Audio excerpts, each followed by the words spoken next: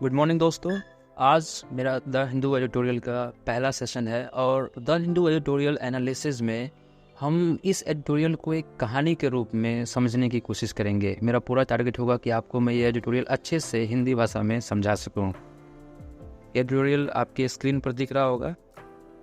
ये editorial India के solar mission Aditya L1 पर बेस्ड है। आदित्य L1 इसरो का एक सोलर मिशन है जो अभी अपने डेस्टिनेशन L1 लैग्रेंज पॉइंट पर पहुंच चुका है, जो कि अर्थ से 1.5 मिलियन किलोमीटर दूर है। लैग्रेंज पॉइंट क्या होता है? ये कुछ स्पेशल पॉइंट्स होते हैं स्पेस में जहां पर अर्थ का और सन का ग्रेविटेशनल फोर्स एक दूसरे के अगेंस्ट होता है, तो एक दूसरे को बैलेंस कर देता है। इस पॉइंट पर हम किसी ऑब्जेक्ट को या स्पेस क्राफ्ट को रखेंगे तो उस पर सन का और अर्थ का ग्रेविटेशनल फोर्स एक दूसरे के विपरीत दिशा में लगेगा, तो ओवरऑल फोर्स उस ऑब्जेक्ट पर कम लगेगा। जब उस पर फोर्स कम लगेगा तो उस पॉइंट पर ऑब्जेक्ट को रखने के लिए कम ईंधन की ज़रूरत पड़ेगी। इसीलिए इन पॉइंट्स को चुना जाता है और इन पॉइंट्स की नंबरिंग की जाती है L1, L2, L3, L4, L5, L6। एक और ख़ास बात है इन पॉइंट्स की कि L1 लैग्रेंज पॉइंट पर सन का व्यू बहुत क्लियर होता है। L1 स्पेसक्राफ्ट में बहुत से इंस्ट्रूमेंट्स लिए गए हैं जिससे हम सन के अलग अलग एस्पेक्ट्स की अच्छे से स्टडी कर सके, जैसे कि उसका एटमॉस्फेयर, सोलर फ्लेयर्स और मैग्नेटिक फील्ड। दोस्तों, ये सब कुछ टेक्निकल टर्म्स हैं। अभी मैं आपको ये सब समझाता हूँ अच्छे से, ये टेक्निकल टर्म्स का मतलब क्या होता है। पहला टेक्निकल टर्म है लैग्रेंज पॉइंट, जिसका मतलब हम समझ चुके हैं। दूसरा है ऑर्बिट।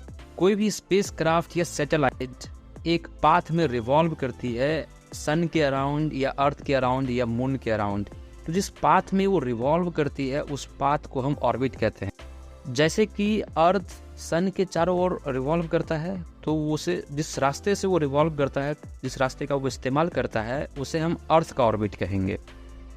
अगला पॉइंट है कोरोनाग्राफ।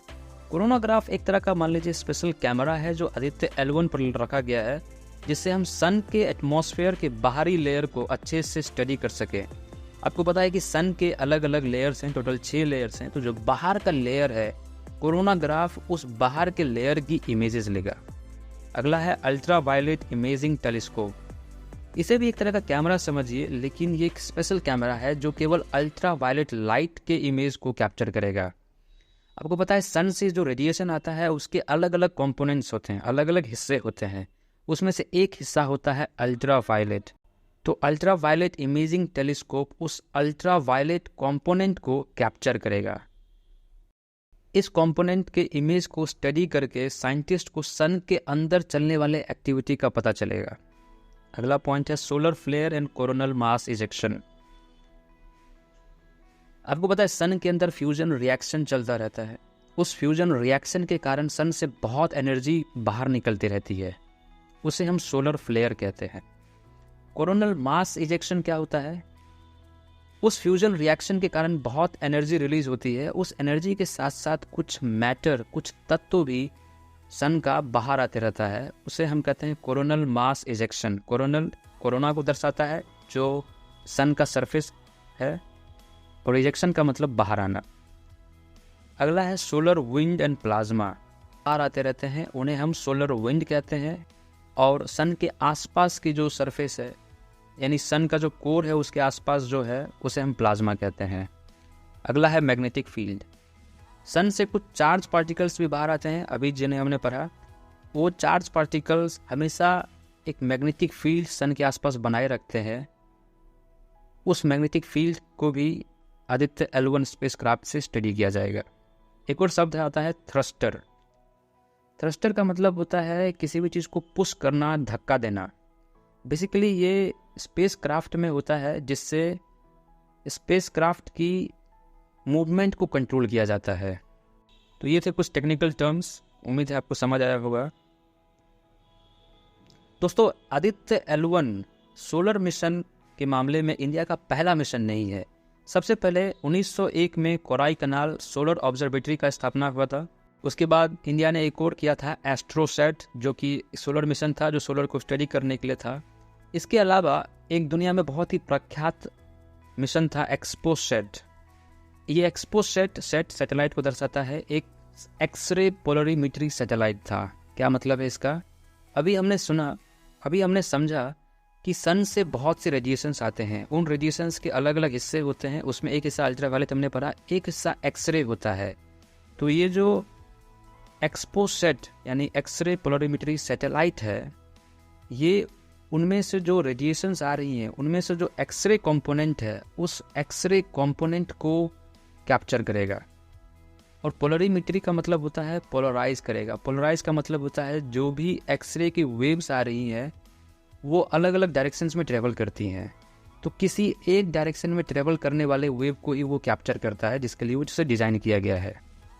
आदित्य L1 और एस्ट्रोसैट, कोराइकनाल ऑब्जर्वेटरी, ये सब बहुत ही सिग्निफिकेंट अचीवमेंट्स हैं इंडिया के स्पेस मिशन की हिस्ट्री में। लेकिन जब इस तरह का मिशन लॉन्च किया जाता है तो लोगों के एक्सपेक्टेशंस भी बहुत ज़्यादा होते हैं उससे।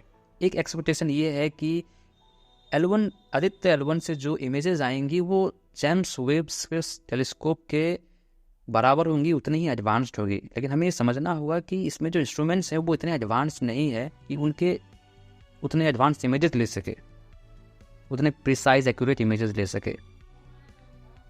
तो यहाँ पर चैलेंज ये है कि पब्लिक परसेप्शन जो बना हुआ है पहले से ही, उसे कैसे ठीक किया जाए। तो इसके लिए कुछ किया जा सकता है। इसमें सबसे पहला ये है कि जब भी इसरो कोई मिशन लॉन्च करता है तो उसके आसपास एक इवेंट रखे, जिससे लोगों को उस इवेंट के बारे में बहुत अच्छी जानकारी हो। ऑनलाइन या ऑफलाइन इसरो अपने डिस्कवरीज के बारे में अपडेट्स शेयर कर सकते हैं लोगों के साथ, और भी बहुत से तरीके अपना सकता है जिससे लोगों का स्पेस सेक्टर में इंटरेस्ट बना रहे। और इस सब के लिए बहुत ज़्यादा इंपॉर्टेंट है फंडिंग, जो गवर्नमेंट देगी। और गवर्नमेंट तैयार भी है इन सब चीज़ों के लिए देने के लिए, क्योंकि रिसेंटली गवर्नमेंट ने स्पेस सेक्टर में अच्छा खासा खर्च किया है। हमारा मेन गोल ये है कि इन साइंटिफिक अचीवमेंट्स को हम सेलिब्रेट करते हुए स्पेस एक्सप्लोरेशन को ज़्यादा एक्साइटिंग बनाए, ज़्यादा लोगों तक एक्सेसिबल बनाए, ज़्यादा लोगों को इसमें इन्वॉल्व करे, ज़्यादा लोगों को इन्फॉर्म भी करे। तो दोस्तों ये था आज का हमारा एडिटोरियल। उम्मीद है आपको समझ आया होगा। अगर आपको पसंद आया है तो आप वीडियो को लाइक कर सकते हैं, चैनल को सब्सक्राइब कर सकते हैं, और कल मिलेंगे फिर। धन्यवाद।